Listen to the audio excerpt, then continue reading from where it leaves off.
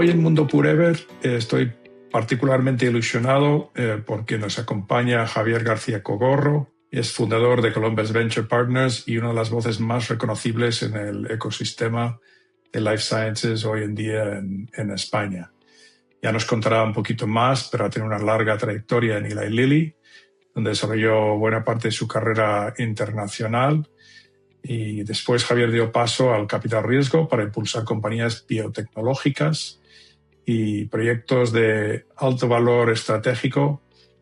Y tengo que decir con un componente humano muy importante que espero que podemos ver hoy durante esta charla.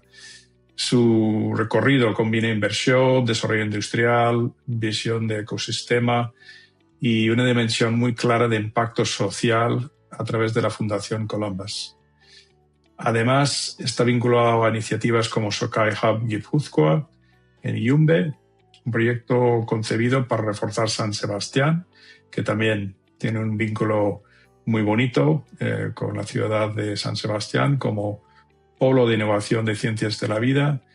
Y hoy sobre todo queremos hablar contigo, Javier, de tu trayectoria, de la ciencia, de inversión, propósito del futuro y todo lo que estás construyendo en esos tres mundos. No sé si me va a dar tiempo, pero voy a hacer todo lo posible de dejarte hablar a ti y que te escuchemos. Pero como hemos estado hablando hace un ratito, pues es un placer tenerte aquí en este humilde podcast. Bill, un placer. Primero, muchas gracias por la invitación y un placer estar aquí contigo y con todos los que lo escuchen y seguramente podremos pasar un rato entretenido y que también sea de provecho para mucha gente que lo pueda escuchar. Fenomenal. Pues me gustaría empezar a hablar sobre tu carrera.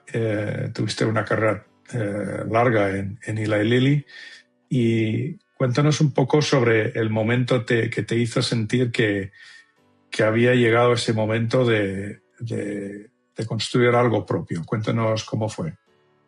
Bueno, mi carrera en Lilly fue larga, fueron casi 25 años y para entender un poco mi salida hay que entender mi entrada. Yo entré en Lilly siendo emprendedor, era muy jovencito, estaba haciendo el servicio militar y acabé un proyecto muy interesante de informatización de farmacia. Yo estaba haciendo un tema en el que ellos podían tener algún interés y me contrataron. Hice toda mi carrera, gran parte de mi carrera en informática, primero en España, luego en Londres, en Suiza y luego pasé a Indianápolis y estuve allí en Indianápolis pues cerca de 16 años. Entonces mi carrera pasó por ahí, pasó luego por ventas, un periodo corto y luego por desarrollo de negocio.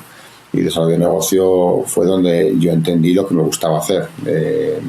Vi un mundo muy diferente donde se podía juntar tecnología, temas de negocio y donde se podía encontrar pues cómo la innovación podía acelerarse. Y cuando yo decido dar el salto fuera de Lilly es porque bueno mi periodo en Lilly básicamente de aprendizaje, de desarrollo, pues había terminado, era un momento en el que yo sugería hacer ciertas cosas que bueno, pues la compañía en ese momento no podía permitirse hacer por la pérdida de algunas patentes y sobre todo yo había visto que había llegado a un punto en el que a mí me hacía falta algo que en Lilly no podía encontrar y entonces llegó el momento de decir pues tengo que hacer algo que bueno, pues empecé hacía 25 años cuando era emprendedor y volví a salir a volver a ser un emprendedor, es decir que parte de lo que a mí me motiva para hacerlo es ese espíritu de decir bueno pues yo tengo algo más que contribuir que seguramente dentro de la multinacional no voy a poder hacer.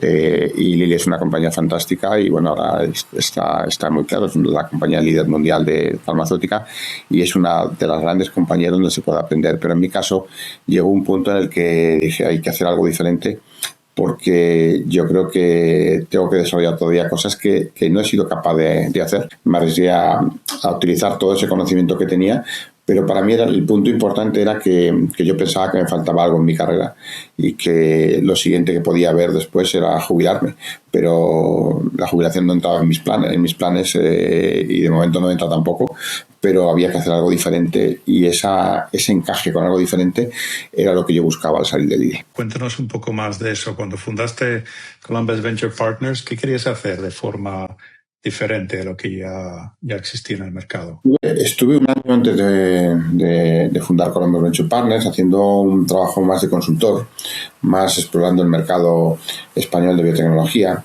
que me apetecía muchísimo explorarlo. Yo lo había visto desde desarrollo de negocio y he visto que era un mercado muy, muy incipiente y pequeño, pero que tenía algunas posibilidades interesantes. Y entonces estuve un año explorando ese mercado, estuve un año haciendo una consultoría con distintos centros de investigación, con distintos científicos, y eso me llevó a la conclusión de que, bueno, pues había que hacer algo un poco diferencial. Y cuando conozco a mi socio también, y me planteé una serie de preguntas como, en realidad, para que este ecosistema salga adelante, le hace falta algo que no tiene, que es el liderazgo del capital riesgo. Yo había hecho bastante capital riesgo en Lilly, había hecho inversión, había hecho compra de compañías, entonces sí que sabía lo que hacía falta para que un ecosistema fuera adelante. Entonces me costó eso, un año y medio darme cuenta, y entonces cuando decido junto con mi socio que es momento de montar un vehículo que no solo sea un vehículo de inversión, sino que sea un vehículo que permita que esas compañías avancen con un complemento muy emprendedor. Es decir, que muchas de las compañías no se podían crear por sí solas, había que ayudarlas, había que estar ahí empujando. Y no estaban todos los componentes que hacen falta en un ecosistema para que eso ocurra. Entonces, Columbus surge con esa idea. Es un fondo donde el primer componente es de emprendimiento, donde tanto mi socio Damián Tormo como yo nos vamos a dedicar no solo a invertir, sino a crear las compañías, a crear las ideas, a juntar las ideas y a llevarlas a ese primer lanzamiento que permitirá que tengan una probabilidad alta de éxito. Y eso es lo que nos diferencia en Columbus. No montamos un fondo con la idea de invertir únicamente, montamos un fondo con la idea de hacer crecer compañías y crear compañías que no existían y con ideas que no existían, juntando piezas de tecnología que no existían en ese momento. Y esa es la gran diferencia. Evidentemente hemos ido evolucionando y luego lo contaré un poco hacia un venture capital también un poquito más tradicional, pero sin perder la esencia de por donde empezamos. Es decir, que somos un fondo de venture capital que valora mucho el emprendimiento y que realmente todos los que estamos liderando Columbus hemos hecho emprendimiento en algún momento, por lo cual entendemos esa dinámica y esa situación de lo que ocurre cuando hay que emprender y las dificultades que eso lleva. Pero sin duda, por el camino, desde que iniciaste esta etapa de Columbus Ventures, seguro que ha habido sorpresas también. Cuéntanos un poco cómo ha evolucionado tu visión desde los primeros años en Columbus. Bueno, cuando estás en una multinacional estás dentro de un entorno muy estructurado y tienes una responsabilidad muy clara y te apoyas en muchos equipos de soporte que son realmente magníficos. Como he dicho, en Lilly yo he tenido la mejor escuela de aprendizaje que se podía tener y eso te permite hacer dos cosas. Primero, aprender y segundo, relajarte, porque sabes que tienes alrededor equipos que van a hacer cosas que tú no vas a ser capaz de hacer, pero que siempre puedes contar con ellos. Cuando sales de una multinacional tienes ese primer choque de realidad que dices, bueno, y ahora tengo que ser yo solo el que hace las cosas. Y creo que es un mundo para el que no todo el mundo está preparado cuando sale de la multinacional. Entonces tienes que ser capaz de bajar a un nivel de detalle, de remangarte y decir, voy a hacer cosas que antes no hacía. Entonces tienes que tener dos cosas. Una voluntad de hacer las cosas y segundo, una capacidad para darte cuenta de lo que has aprendido y que no sabías que lo sabías. Es decir, que una de las cosas buenas de una multinacional es que te enseña y una de las cosas malas es que no te deja aplicar todo lo que has aprendido. O en la medida en la que lo has aprendido. Pero cuando sales y te encuentras tú solo en el mundo y te das cuenta de, primero, que tienes que hacerlo, y bueno, ahí entra mi vocación emprendedora, decir, bueno, pues yo ya lo he hecho antes, no me importa hacerlo ahora, pero entra una segunda componente, te das cuenta de que sabes mucho más de lo que pensabas que sabías. Entonces, eso se convierte en un aliado, pero al mismo tiempo tienes que seguir teniendo la idea de que, bueno, ahora hay que aprender otras cosas, hay que tener otras cosas, pero los principios de negocio son los mismos. La forma en la que tienes que crear equipos, la forma en la que tienes que liderar es la misma, no cambia. Cambia a lo mejor la estructura, cambia a lo mejor el volumen, cambia también un poco lo que tú haces, es decir, que tú eres capaz de hacer más cosas. Bueno, pues si eres capaz de hacer más cosas, pues lo vas a mostrar al equipo, pero en general las cosas son muy parecidas y en mi caso pues me sirvió mucho para darme esa confianza, porque no te voy a negar que que al principio te sientes como diciendo, puf, ¿dónde me he metido? Pero eso en sí tiene su reto, tiene su momento duro que luego tienes que superar, pero tiene ese momento de motivación diciendo, oye, es que puedo hacer algo importante. Y por eso es muy importante en mi caso el que esa visión de lo que quería hacer con Columbus nunca se perdiera. Es decir, que yo podía haber hecho dos cosas. Haber salido de Lilly, haber estado en una etapa de consultor y ha dicho, oye, pues esto no es para mí, voy a volver a una multinacional y voy a hacer un trabajo seguramente bueno y ahí voy a acabar mi carrera dentro de unos años. Pero la decisión fue al revés, fue decir, ¿por qué no hacemos, por qué no hago algo diferente de lo que me pueda sentir orgulloso después, sabiendo que he aprendido muchas cosas y que tengo un conocimiento que en este mercado puede ser muy valioso?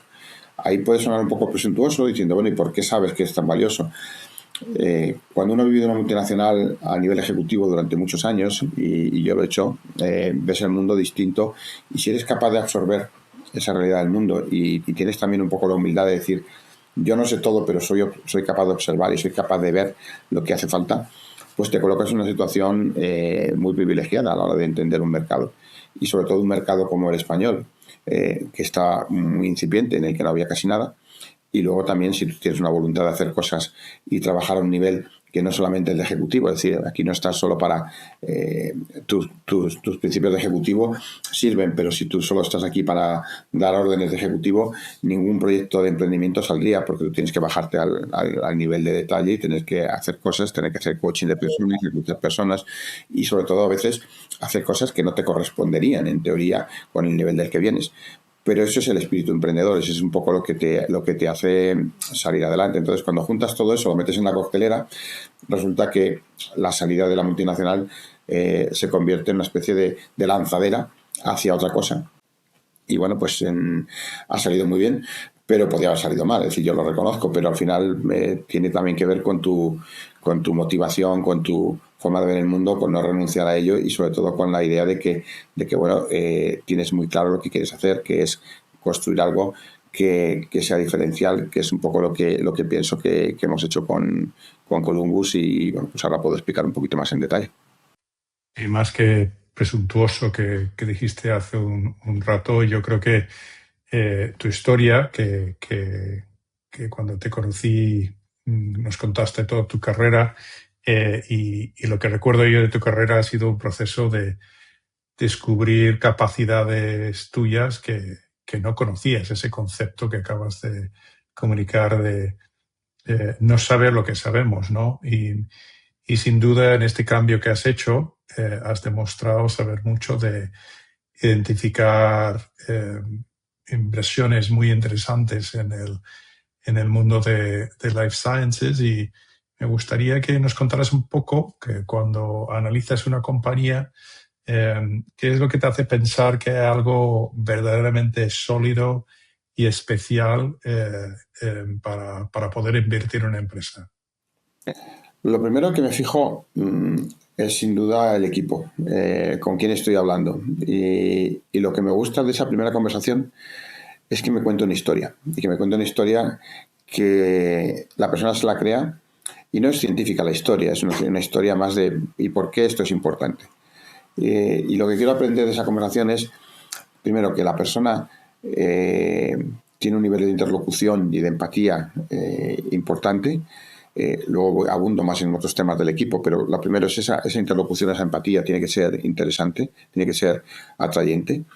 Lo segundo es que la historia tiene que tener sentido, y no sentido científico únicamente, sino sentido de ¿y esto por qué crees que puede llegar al mercado? ¿Y esto por qué crees que tú has dado con algo diferencial?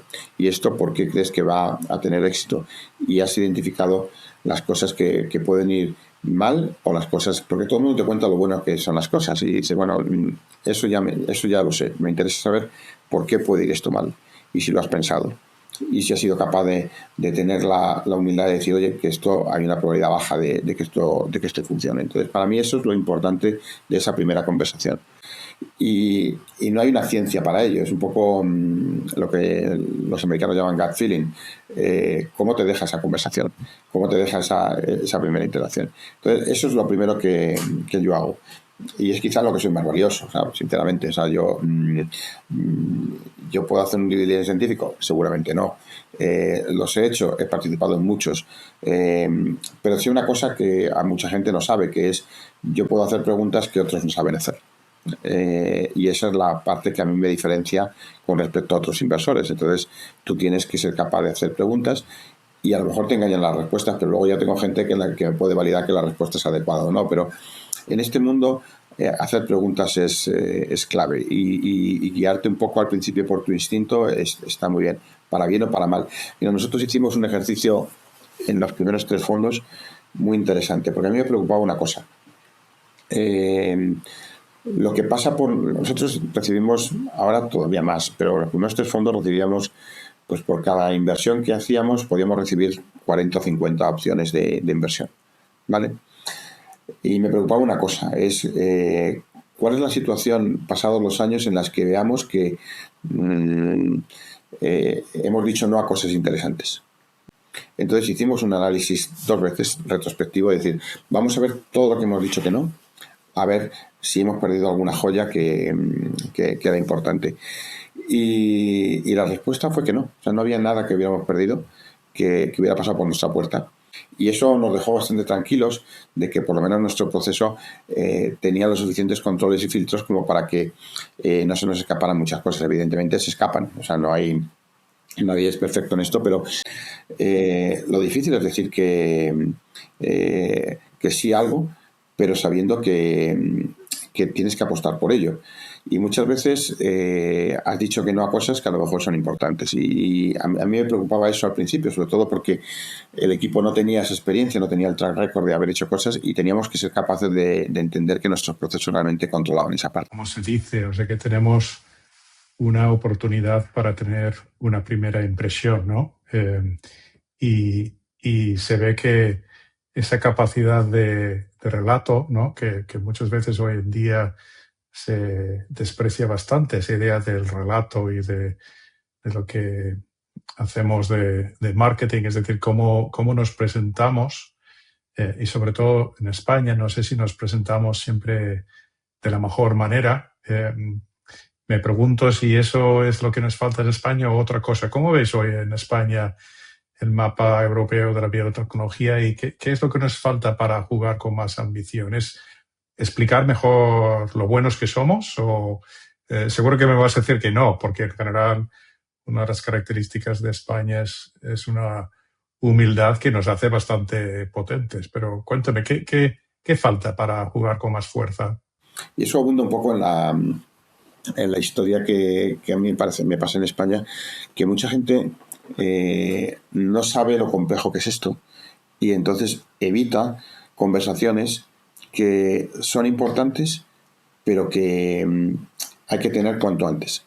Por ejemplo, cuando la gente viene a verme muchas veces, viene solo cuando necesita dinero. Necesito inversión. Y ese no es un buen momento de tener una conversación conmigo.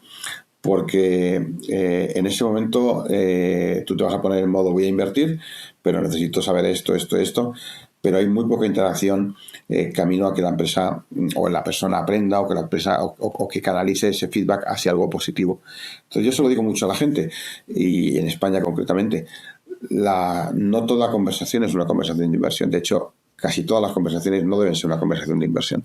Pues si tú te acercas a mí y hablamos de tu proyecto, pero me dices, mira Javier, yo no necesito dinero ahora hasta dentro de 2 años, pero quiero contarte el proyecto, quiero que tu equipo científico lo vea, quiero que lo manejemos un poco a nivel de que me des tu comentario.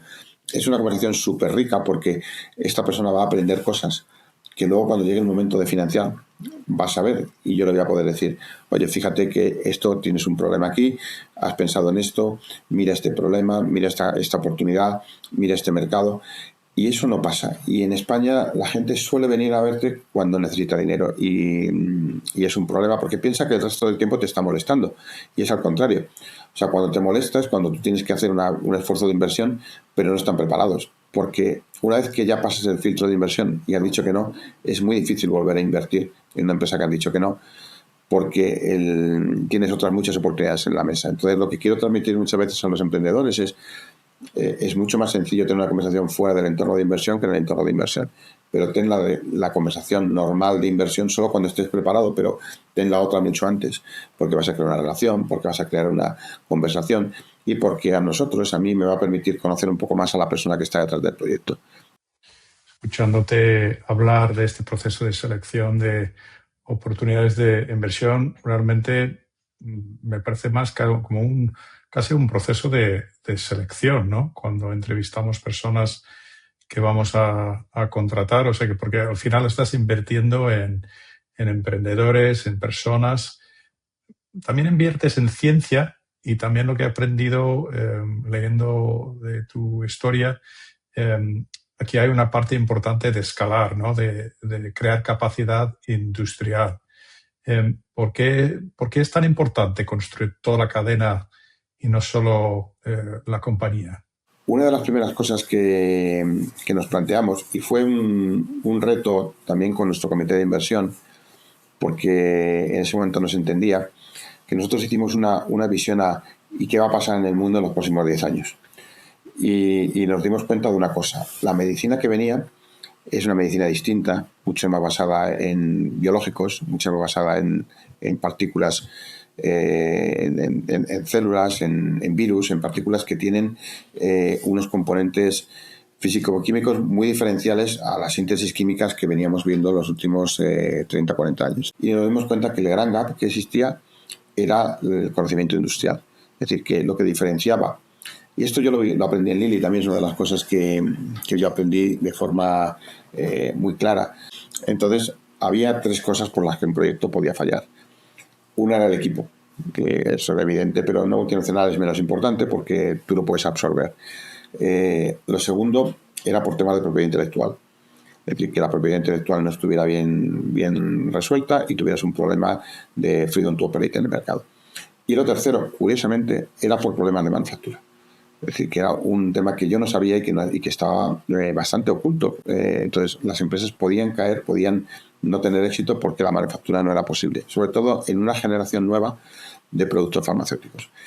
Y ante esa situación y ante esa expectativa de mercado que iba a cambiar, lo que decidimos es que una parte de nuestra inversión iba a ir a crear capacidad productiva, iba a ir a crear nuevas capacidades de producción que permitieran dar soporte a esas tecnologías que íbamos a invertir.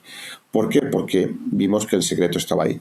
Y vimos también que nadie le preocupaba. Es decir, yo veía todos los fondos de inversión que había alrededor y hablaba con ellos y a nadie le interesaba la parte de manufactura. Todo eran moléculas, moléculas, moléculas. Y dijimos, bueno, siendo un fondo pequeño, siendo un fondo nuevo, ¿cómo nos diferenciamos? Pues vamos a diferenciarnos yendo a manufactura. Yo me acuerdo de la primera conversación en el comité de inversión con los externos que tenemos, que nos dijeron, estáis un poco locos. O sea, esto es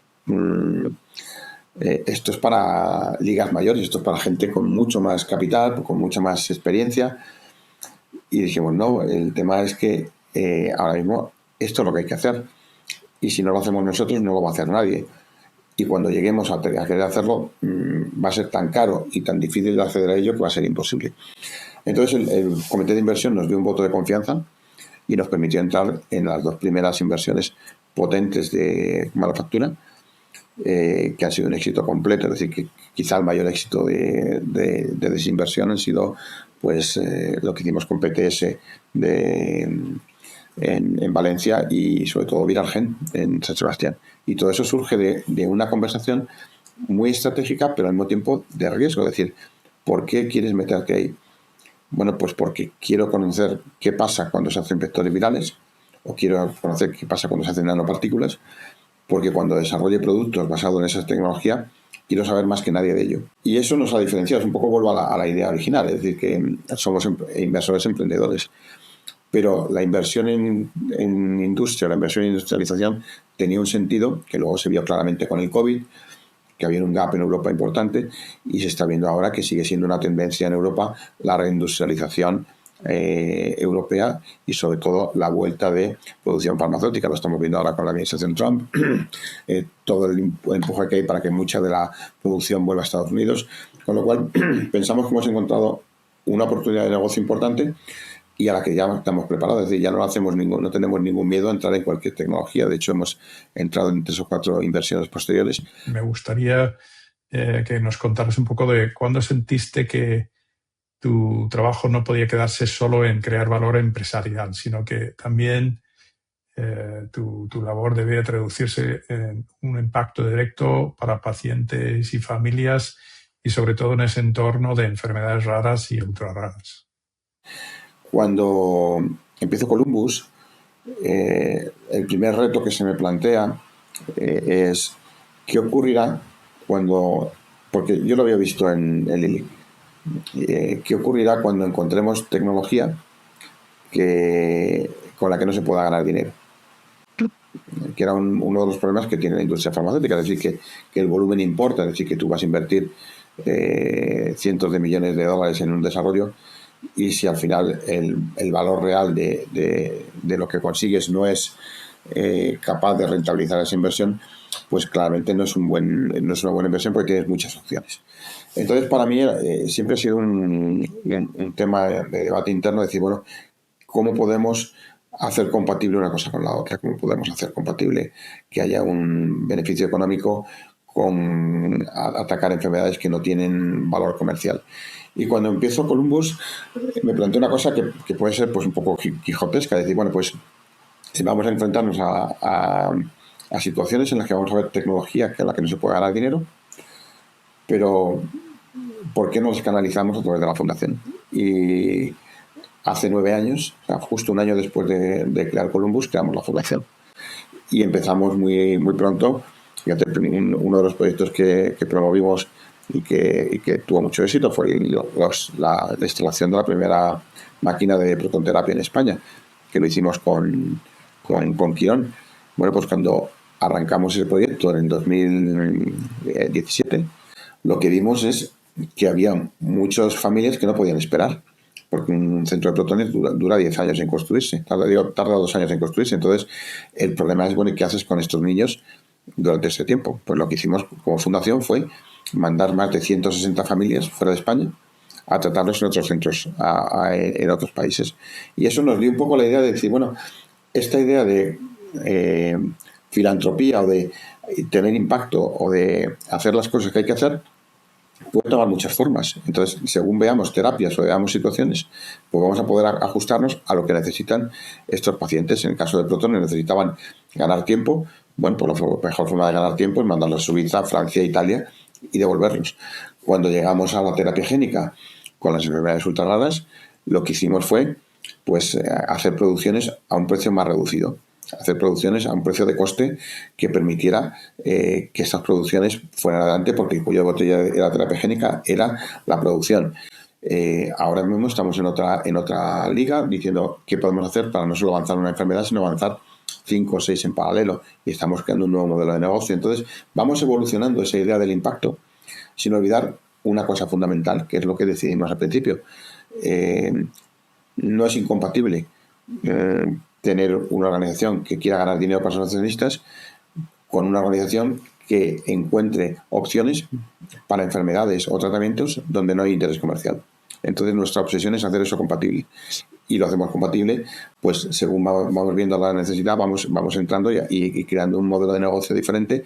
Cuando digo modelo de negocio, no quiero que se entienda que es un modelo de negocio de for profit, sino aplicar el mismo rigor a la parte filantrópica que aplicamos a la parte no filantrópica, y el resultado está siendo magnífico, y pienso que es una de las cosas de las que más vamos a poder aprender y de las que más orgulloso me siento, es decir, haber podido mantener esa dualidad que hace 10 años empezó como un principio que hemos mantenido en toda la estructura de Columbus. Otro punto de estos puntos que vamos viendo en tu vida es tu vínculo con San Sebastián. Y no podría hacer esta entrevista, aunque se me está acabando un poco el tiempo, sin hablar de San Sebastián, la unión especial que tienes con esta ciudad que te han adoptado. Actualmente tienes un proyecto que se llama el Sokai Hub de Guipúzcoa, y ahí en ese proyecto también pues va un poquito más allá. Da la sensación de que no buscas solo atraer empresas, pero también quieres casi redefinir la posición de San Sebastián en el mapa de la innovación. ¿Es así o cuéntanos un poco sobre esta parte de tu vida? Bueno, San Sebastián tiene un lugar en mi corazón especial. Yo llegué a San Sebastián en 2017 con el proyecto Viralgen. Llegué además la víspera del gran día de San Sebastián, que es el día de la tamborrada, en 2017, y en el 2023 la ciudad me hizo el gran honor de otorgarme el tambor de oro por el impacto en la ciudad, con lo cual hay una relación muy especial con la ciudad y una relación de agradecimiento, de cariño. Y Sokai, el hub de innovación, surge de una conversación, de una idea que se tiene con el ayuntamiento, con parques, con la diputación, con gobierno, de podemos convertir el ecosistema que tenemos en San Sebastián en algo más potente. Y de ahí surge el concepto de Sokai. ¿Por qué no creamos una biocity que permita aglutinar talento, aglutinar inversión y conseguir que las empresas se puedan desarrollar? Y bueno, pues un proyecto que me atraía muchísimo, primero por el reto de lo que significa un tipo de proyecto así, y luego por la localización. San Sebastián, como ya comentó, mi vínculo con la ciudad es muy potente, con lo cual, bueno, pues se juntaban las dos cosas, y ahí sale el Javier emprendedor que dice, pues, ¿por qué no lo hacemos? Y nos metemos en ello. Bueno, pues el proyecto se inaugurará en enero o febrero del año que viene con la primera fase de una estructura de un edificio de más de 63.000 metros cuadrados que va a unir el parque tecnológico con la ciudad y que pensamos que puede cambiar la ciudad de forma radical, sobre todo a nivel de convertir a San Sebastián no solo una ciudad atractiva a nivel turístico, sino una ciudad de ciencia y conocimiento, que es un poco el objetivo que tienen las autoridades y que yo me he planteado también a raíz de recibir el tambor de oro, es decir, bueno, pues que San Sebastián tiene que ser conocida también por la parte de innovación, la parte de conocimiento, la parte de tecnología, que puede ser muy importante. Entonces, bueno, pues ahí estamos. Hay una inversión muy grande en temas de tecnología cuántica, hay inversiones muy grandes en temas de biociencias, y lo que hay que hacer es sistematizarlas y crear un entorno que sea viable, donde podamos juntar el talento con la inversión de capital, con la infraestructura. Y ese es un poco el secreto de Sokai, o lo que desde Columbus estamos proponiendo para que Sokai sea pues un hub de referencia a nivel mundial, que, como siempre he dicho, no puedes pretender ser Boston, no puedes pretender ser Cambridge, no puedes pretender ser otros entornos que hay en el mundo, pero tú puedes pretender ser un entorno único, con las componentes positivas que tiene tu propio entorno, y San Sebastián las tiene. Pues mira, la primera vez que te conocí, Javier, tuve la gran suerte de escucharte durante toda una mañana, y te puedes imaginar que las ganas que tengo de intentar trasladar el máximo posible de todo lo que escuchamos aquel día, pero este formato es un formato más corto, pero para terminar simplemente me gustaría, como cierre, si nos puedes contar qué es lo que más sentido te da y qué legado te gustaría dejar de una forma resumida. Bueno, después de yo llevo en este mundo ya más de 40 años, y lo interesante es que sigo teniendo la misma ilusión que hace 40 años. Entonces es muy, muy importante mantenerlo. Pero si me preguntas qué legado, y siempre cuando pienso en legado digo, bueno, es que pienso que ya lo voy a dejar. Bueno, no es mi intención, pero sí me gustaría dejar dos cosas como factores diferenciales de lo que he conseguido o de lo que he intentado conseguir. Uno es esa visión de la innovación y emprendimiento, que puede ir junto, y que además el capital riesgo puede tener un papel importante en esa visión. Pero la segunda y más importante tiene que ver con la posibilidad del impacto. Es decir, que el impacto es posible, y que el impacto es real y que no es incompatible con una actividad empresarial, y que además, de hecho, la sostenibilidad del impacto es la clave, y necesita de la actividad empresarial para que eso pueda ocurrir. Entonces, para mí ese es el mayor legado que yo podría dejar, esa idea de que este nuevo modelo es posible, y que además es posible en España, y que hasta ahora no se había conseguido. Y bueno, pues en esa situación estoy. Para mí, cuando yo veo a las familias de los niños que tratamos con la fundación y veo el impacto que tenemos, pues justifica todo. Entonces, al final, pues dentro de unos años, si volvemos la vista atrás y vemos que en lugar de 3 enfermedades hemos podido trabajar con 30 o 40 enfermedades y cambiar un modelo para que enfermedades ultra raras que no tenían ningún interés o ninguna posibilidad de salir adelante salgan, y he contribuido a ello, pues para mí ese es el mayor orgullo que puedo tener en el futuro. Pues nada, sin duda ese impacto lo estás logrando. Solamente me queda darte las gracias, Javier, por acompañarme hoy en esta charla. También darle las gracias a EDEM, que son los que me han permitido conocerte, y nada, espero que sea otra charla más contigo y que pueda haber muchas más. Muchísimas gracias y un placer. También, y encantado de haber estado aquí con vosotros hoy.